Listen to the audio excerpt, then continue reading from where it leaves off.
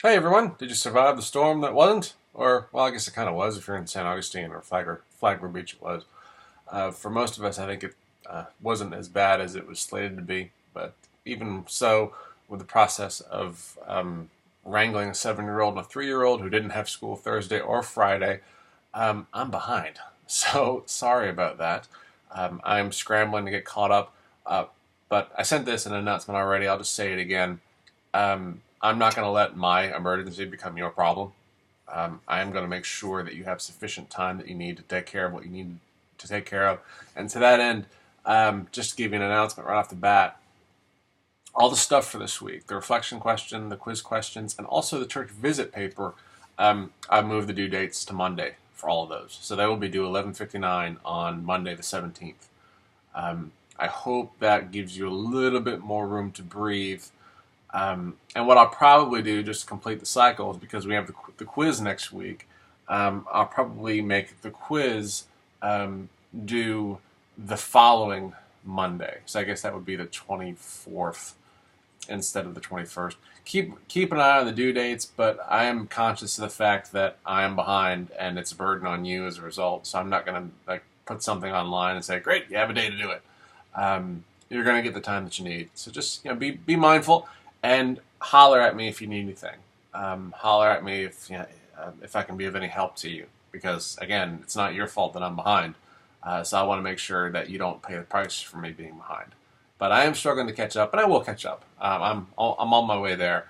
Not having her unless we ever, if Nicole turns into something we need to worry about, if we get another storm, then that'll be one thing. But in the meantime, I'm going to get caught up. So yeah, there's that. I finally got the quizzes graded. They were pretty good. Just a quick word on the short. I mean, the true, false, and multiple choice are self-explanatory, aren't they? And most folks did very well on those. When it comes to the short answers are tricky, and I'll admit they're tricky because I'm looking for detail in a short space.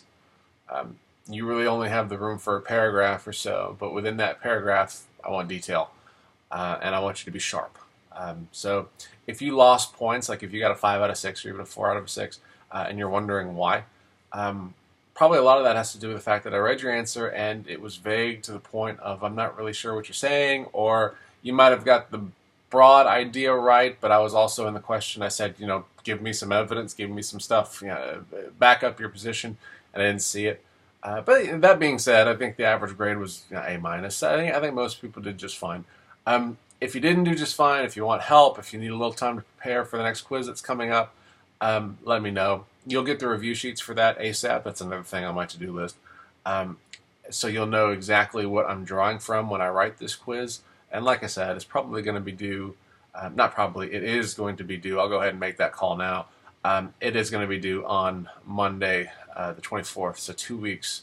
Not 2 weeks, excuse me. I just a couple of extra days to make sure that everyone has the time they need to get things done. So, as far as today, we're finishing Dreyer today before going into some church history next week. How you liking Dreyer? I hope you're still liking it. It's I asked you to do quite a bit this last go around. The end of the Purgatorio and into the Paradiso. Paradiso is short. It was like 40 pages. There wasn't much going on there. So most of it is dealing with purgatory, or purgatorio, if you want to sound fancy and say it in the Italian. Okay, so we went through the Inferno. The Inferno, of course, is where the damned suffer and there is no hope. That is their lot for the end till the end of time, forever. But we've left that land, and now Dante and Virgil, his guide, go into purgatory. Now, in purgatory, the residents still suffer, but it's not suffering as punishment as much as it's suffering with the hope of purification, suffering with a purpose, if you will. This is where you are refined, you are cleansed, you are prepared for God's presence, because in the traditional doctrine, purgatory exists because as sinful human beings, even upon death, we are, so the doctrine goes, we are not ready to be in God's presence. We still have our sins, and we still have the effects that those sins have left upon us. So we're not ready for God's perfect, holy presence, so enter purgatory, the place where you are made ready to go into the presence of God. Now, obviously, not all Christians believe in this doctrine. It is historically found a home in the Catholic Church. It's Catholic doctrine. Protestants, not as much. But it's not even universal among all Catholic believers. There's always been a lot of controversy around this doctrine. But anyway, what Dreyer keys on, and what I'm going to key on as well, beyond the literal doctrine of, is there a purgatory or is there not, what Dreyer really pays attention to is this idea of redemption, is this idea of, cleansing, if you will. And he's like, he even says, you don't have to believe in a literal purgatory to understand the idea behind it.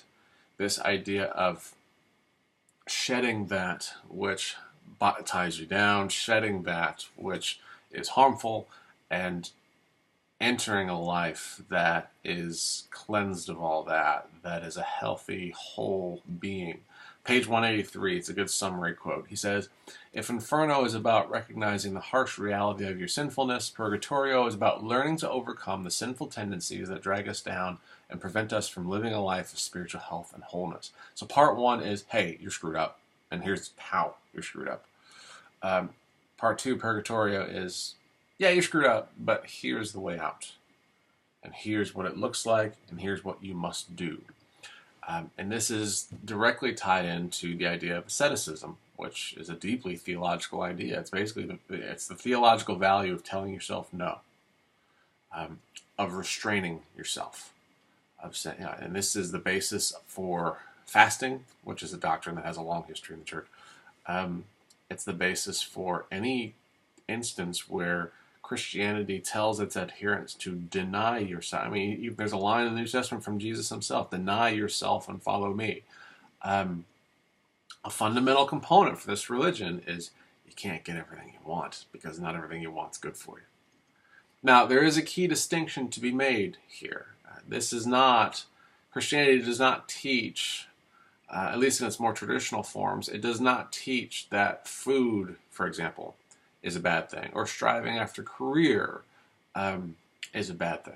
These are not intrinsically bad. What is bad is just basically the lack of restraint, doing everything for your career, or eating whatever you want, whenever you want. Some things obviously are inherently destructive and inherently bad. I mean, there's no way to moderate taking drugs. There's no way to moderate gambling addiction. They don't lend themselves to moderation. They are inherently destructive, and so they are rejected out of hand. But this is not what he's talking about. What he's talking about here are good things, important things. But if they become disordered, remember the whole disordered love idea, if they get out of whack, out of balance, they gain control and they become destructive. I mean, something like alcohol is a classic. I mean, there are some Christians that say alcohol is just completely off limits, but most denominations of Christianity allow a place for a glass of wine at dinner, for example. Alcohol in in moderation. But what happens is if it becomes disordered, if it becomes where you're sacrificing other parts of your life in order to feed this indulgence, it becomes possessive, it becomes destructive, it becomes sinful. And it becomes alcoholism, it becomes an addiction, right? So again, this notion of balance, this idea of keeping your passions in line, learning how to love rightly, so you're getting your loves in order. So this isn't, again, it goes back to the doctrine of sin, and it's a little bit more complicated, because when you think of sin, you think of, sin must be bad things. Like if I take out a gun and shoot someone, okay, I've sinned, that's a bad thing. But if one night I drink a little too much wine, and maybe it starts to become a habit. Wine in itself is not an inherently bad thing. Again, some folks think it is. Or take another example of good things that can be made into an idol. There are some parents who put everything into the lives of their kids and sacrifice everything, sacrifice their relationship with their spouse, sacrifice everything for the benefit of their kids. in this understanding of sin, that's sinful. I mean, how can it be sinful to be a good parent? Well, it's out of balance. It's out of whack. You've sacrificed everything for that. You've basically made it an idol, and you've asked it to do something it is not equipped to do, and it's going to have destructive consequences on your life. I mean, that is the doctrine of sin that we're talking about here. So again, it's a little bit different than the whole black and white, good versus evil, right? I mean, it's a little bit more complicated. There's shades of gray involved. So asceticism, telling yourself no, basically overcoming your passions and putting them back into balance, putting them back into order.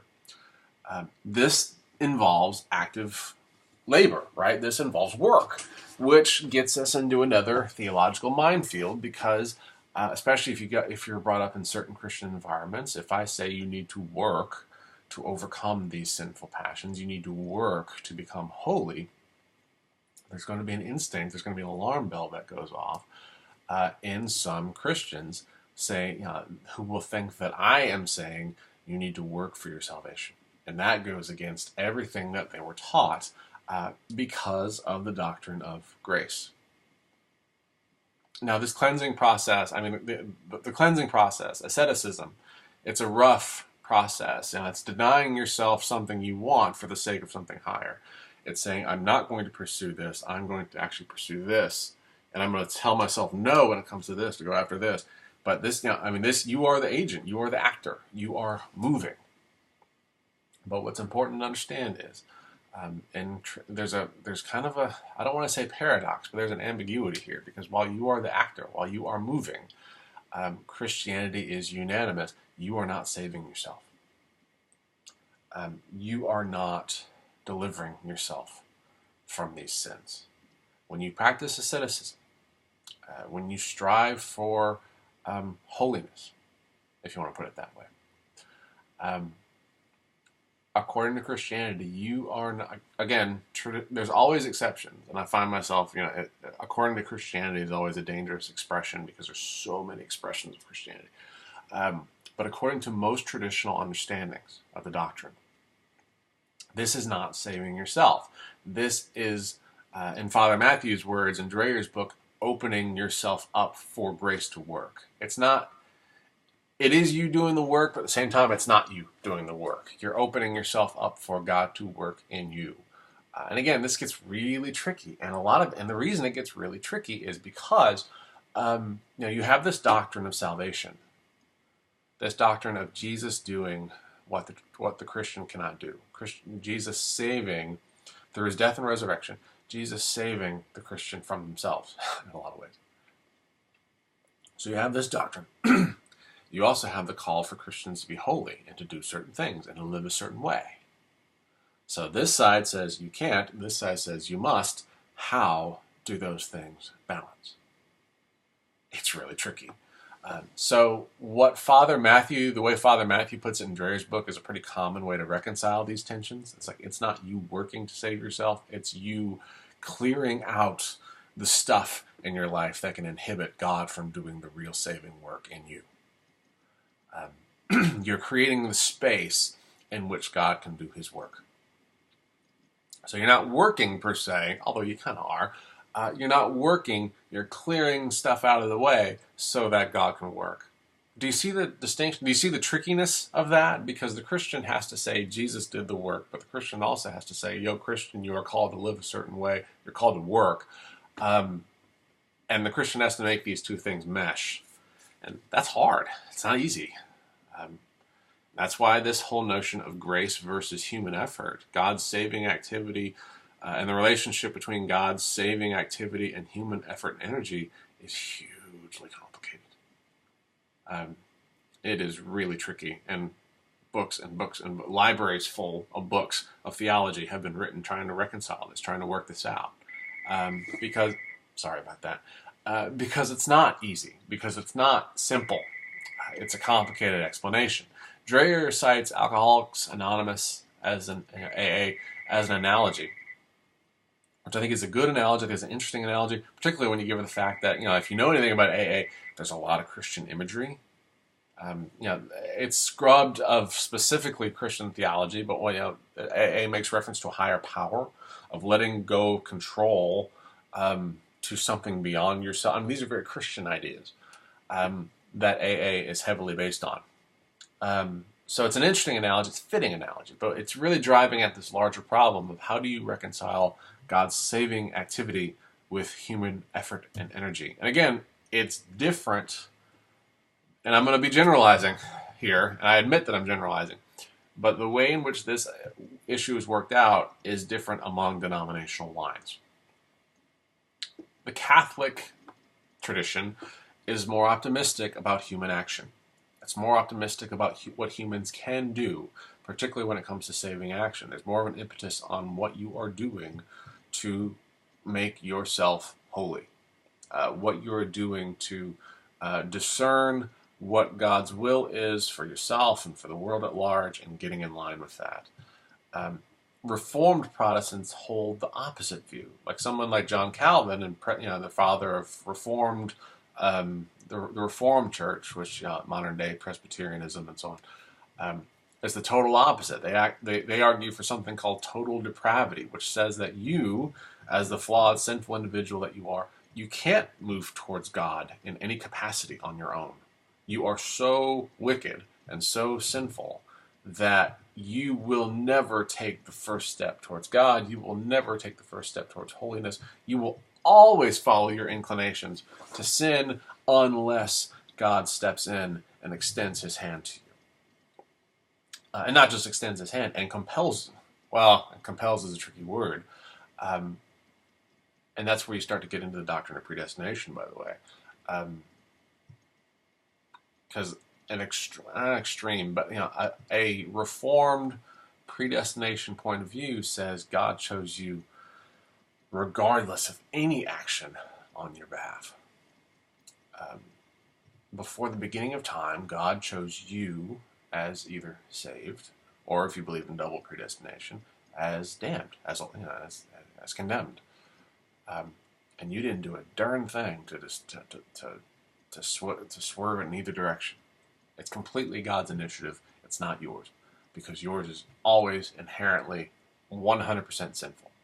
So the Catholic is a lot more optimistic about humans being able to reach towards God, if you will, whereas the Reformed Protestants, and following total depravity, say there's nothing in you that's going to move towards God, that's going to move towards holiness. He has to do all of it.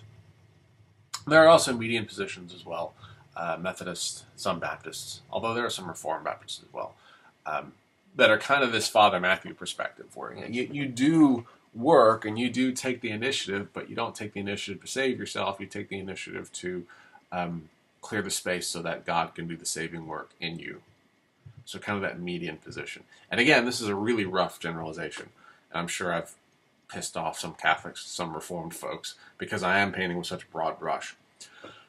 But this relationship between human action and God's saving activity is complicated, and there are different takes on it that correspond to different Christian traditions. Catholics are more optimistic about what humans can do and what humans can get right. Reformed Protestants are extremely pessimistic about what humans can do and humans can get right. And then there are median positions that are saying, yeah, sin matters and sin plays a role, but at the same time there is something that humans can do in this process of clearing the space for God's salvific work, if that makes sense. So anyway, back to purgatory. This cleansing process, this reforming process, this redeeming process, this purification process, however you want to put it. The analogy is made in Dreher to the 40-year exile in the Old Testament. If you know your Old Testament, for 40 years the Israelites wander in the desert.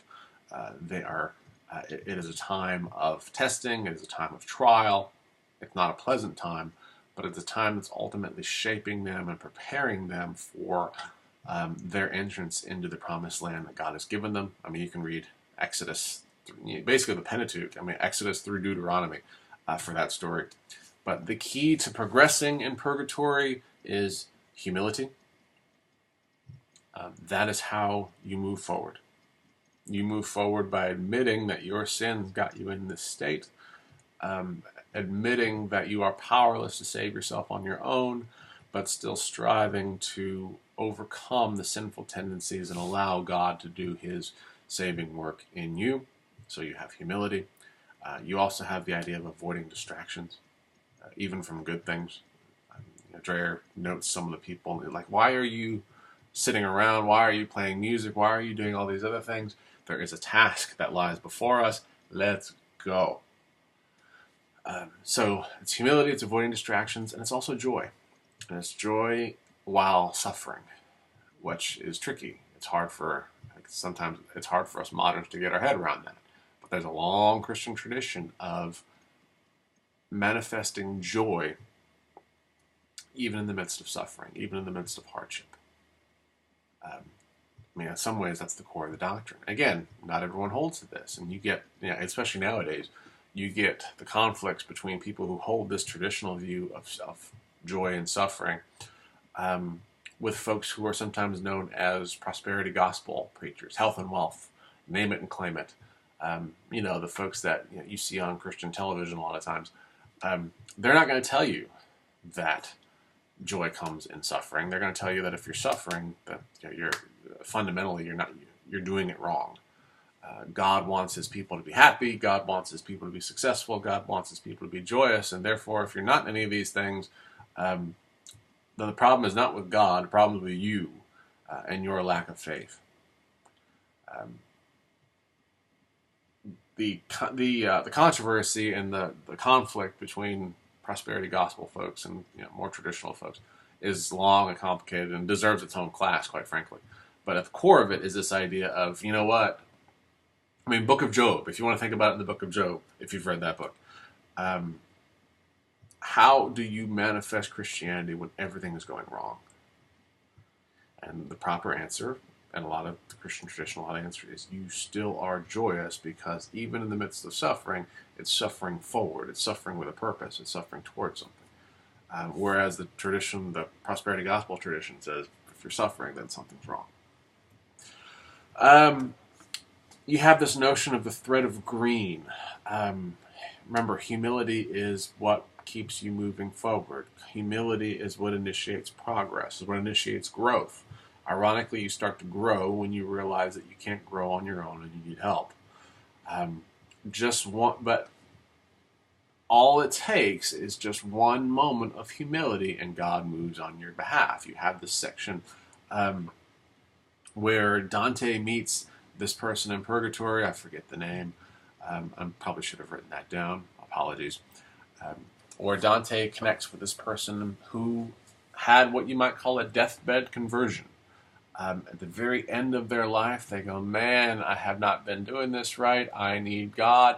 And that is the thread of green. That an action was enough for this individual to be spared the inferno and instead be in purgatory, with a shot to move towards connection to God and union with God, which, as we'll see, is basically the paradiso. Heaven is basically a union with God. But it was just this one moment, really kind of showing a lot of similarities to the story, I believe in Luke, I think it is, with the thief on the cross. If you remember your Sunday school, the story goes that Jesus of Nazareth was crucified in the center between two thieves, between two robbers. And the story in the book of Ruth says that one of them was hurling insults, was saying, hey, get us down, jackass. You say you have the power to do it, then do it. Whereas the other one rebukes the first one for his impudence, for his anger, and looks over at Jesus and says, remember me when you enter your kingdom. Jesus looks at him, according to the narrative, and says, I tell you the truth, today you will be with me in paradise. So again, this is a bad individual who's lived a bad life, but one moment of humility, one moment of, oh my goodness, I've gotten myself in this, I can't get myself out, I need God, and there it is, the thread of green.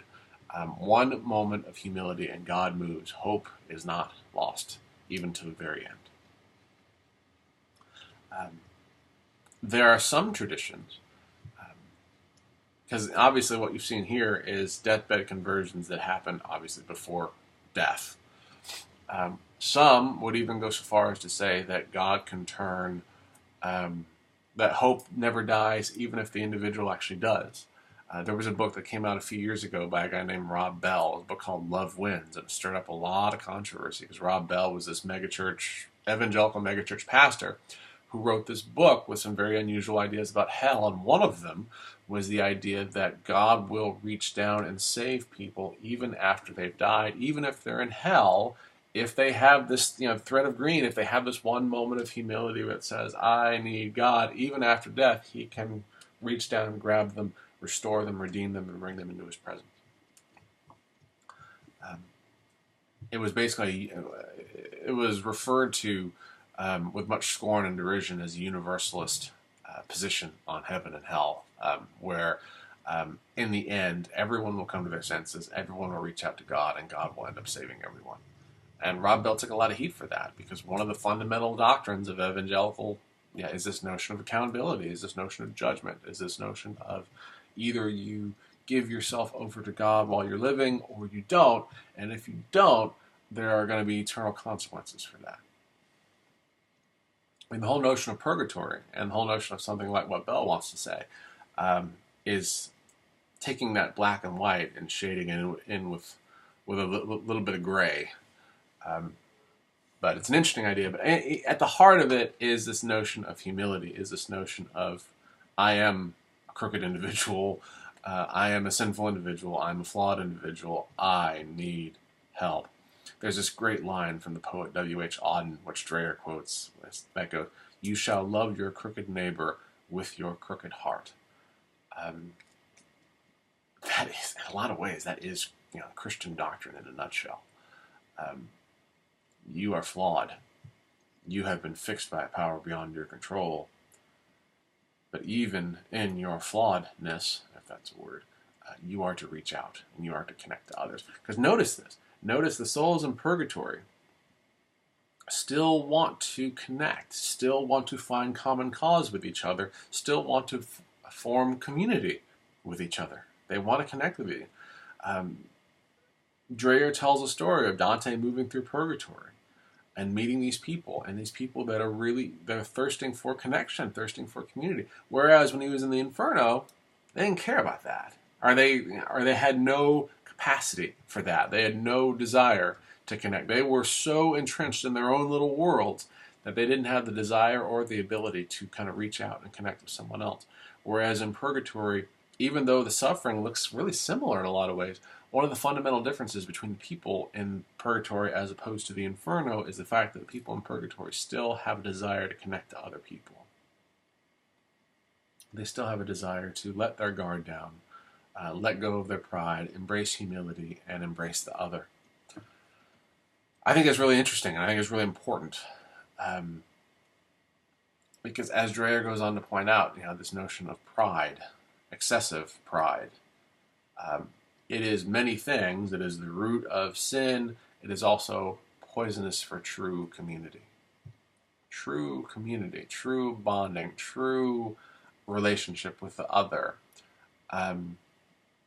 means submitting to discipline. It means telling, if you want to go back to the language about asceticism, it means telling yourself no from time to time. And those of you who are married, you know this very well. Those of you who aren't, you're in the process of learning it, but if marriage is in your future, you will learn this very well. Or even, forget marriage, extended committed relationship. You will learn that all of a sudden you need to take into account the interests, the desires, the needs of this whole other individual. And sometimes they get in the way of yours. And you have to work that out. You can't always get what you want. But this is how community is born. This notion of, all right, I will let go of my pride. I will let go of what I feel I am what I feel I am entitled to, what I feel I deserve, and I'm going to look for the solution that benefits both of us, or even better, I'm going to look to benefit and to serve the other. And if both people are mutually looking to serve the other, or the whole group is looking to serve each other, that is how community is born. But personal pride, excessive pride, ego, hubris, whatever you want to say, is kryptonite for that. It blows it up. It doesn't work.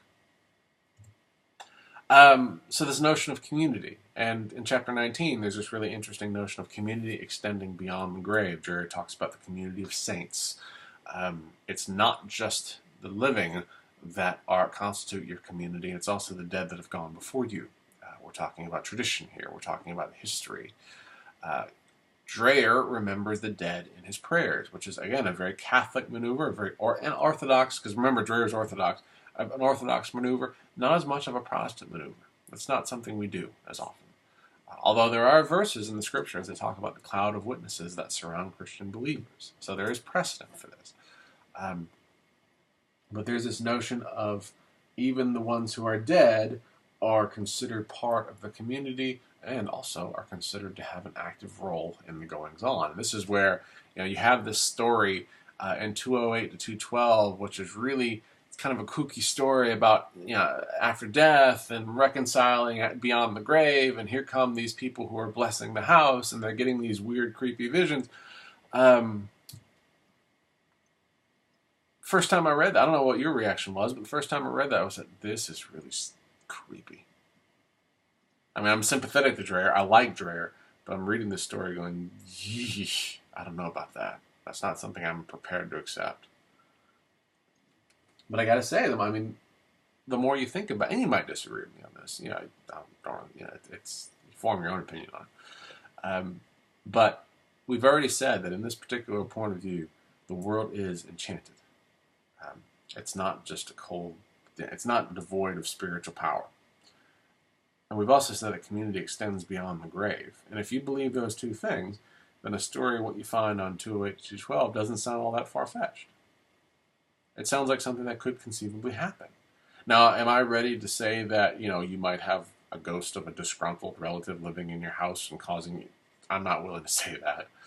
But I'm also not willing to 100% deny it either. So take that for what it's worth. Either it's crazy superstition or something else. But there are, again, I think sometimes when you study religion, there's a temptation to treat it as this purely academic, purely modern discipline. But through the years, the vast majority of Christians, not modern Christians, but the vast majority of Christians would have looked at a story like this and said, yeah, I get it. I'm with it. I think sometimes it's just us modern folks who look at stories like this and go, that's just beyond bizarre. I'm not accepting that. But maybe that's another story for another day. So anyway, the whole theme of the Purgatorio is this notion of overcoming sin, and the successive chapters, working through pride, working through envy, working through wrath, working through sloth, getting your loves in order, eliminating these things. The chapter on sloth, chapter 23, is particularly interesting. There's a phrase in there which is really striking. It says, time is love. In other words, the way in which you spend your time is a direct manifestation of how your loves are ordered. And if you waste your time either in laziness and sloth, or if you waste your time on the wrong things, it's a symptom of disordered love, and it is ultimately sinful. I mean, who wants to think of wasting time as sinful? If I look at my daily planner and how I spend my time, if you tell me that wasting time is sinful, I'm likely to go, uh-oh. But this notion of disordered love, and if time is an expression of your love, then how do you deal with that? But anyways, working through these things. And on page 242, there's another good summary quote.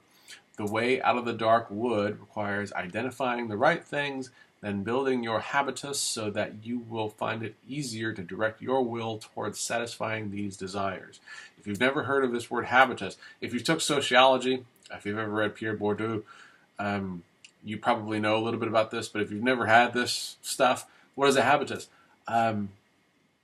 Habitus is basically the environment that you create for yourself and the environment that's created for you and the way in which that environment influences and affects your behavioral choices. If you build a habitus that is amenable to right action, then you're more likely to produce right action. Whereas if you build a habitus that is amenable to not right action, you're more likely to engage in not right action. Take, for example, you are living in an apartment. You share it with 3 other people. The other people you share your apartment with are not in shape, and they don't care to be in shape. They're going to eat whatever they want, and they're not going to exercise. You spend a lot of time hanging around these people. and come to find out that your plans for health and your plans for exercise are often frustrated. Why? Because these people are part of the habitus that surrounds you that influences the choices you make. So you leave that apartment, you go find another apartment, and you share it with that one with 3 people who are all planning on running marathons. Life looks very different in the second apartment, doesn't it? Everyone tends to get up earlier. Everyone's diet is different. There are different choices that are made, and sure enough, it's going to influence the choices that you start to make as well. Even if you're not interested in running marathons, you're going to live differently. Why? Because you're in a surrounding that is influencing your behaviors in different ways than the first one. That's what a habitus is. It is this, it is your cloud. It is your environment, your milieu, if you want to get fancy, that influences your habits, influences your beliefs, influences your behaviors. So, according to Dreyer, then, you build this so that you build it in such a way that it makes it easier for you to make the choices that are going to move you towards the goal that you want to go to and move you away from what you're trying to leave behind. And that is the process of purgatory. That is the process of cleansing. That is the process of getting this right. So to sum it up, there's a phrase at the end of the last chapter of the Purgatory. There's a phrase that says, I mistook gifts of God for God. I took things that God has given, I made them gods. My life became disordered as a result. What is the right way? For the Christian, the right way is to reorder your imagination. Seek these things in light, seek these second things in light of the first thing. If your ultimate love is directed towards God, then these other things fall into line. Whereas if you put your ultimate love into these secondary things, your life becomes disordered, your life becomes unbalanced, sin enters and causes destruction. So the process of the purgatory then is getting the reordering in place, shedding the old stuff and getting the new stuff where it needs to be. So the Paradiso, part 3, it's the shortest section. It's the least compelling section, in my opinion. I've given it 1 slide, so there you go. Ultimately, heaven is union with God. It's coming home from exile. Page 279, no longer subject to the highs and lows of fortune's wheel. The pilgrim now abides at the hub, the fixed point around which the universe turns. Of course, the hub there being God himself. The pilgrim finds union with God, and as a result, that is heaven. That is the ultimate end. That is the goal, the telos of all of us in the Christian tradition is union with God. So it's not so much heaven as a place. It's heaven as a place which houses the one that we seek to have union with, that we seek to have relationship with. So the ultimate expression of happiness, the ultimate expression of good, the ultimate expression of everything is union with God, being connected to God, and not having that connection severed by the destructive effects of sin. So this is the realization that Dreyer comes to, and he says, from this vantage point, from what he's seen, he can handle whatever comes, and what comes is not full, but partial, at least partial restitution with his family, greater acceptance of his position, of his place. Everything starts to get better when he has this heavenly perspective on it. But this is, in a lot of ways, this is the Christian progression. You are sinful. This is how you are made right. And ultimately, this is where you're headed. A lot of Christian theology is wrapped up in that. And again, I chose this book because it's an unconventional way, but hopefully a fun way of illustrating what that theological process looks like. So that's it. If you have any questions, let me know. Otherwise, we will move on to more traditional theology next week. But let me know. Be on the lookout for due dates and whatnot. Let me know if I can help you. But we're going to get caught up after Matthew. So take care. See you soon.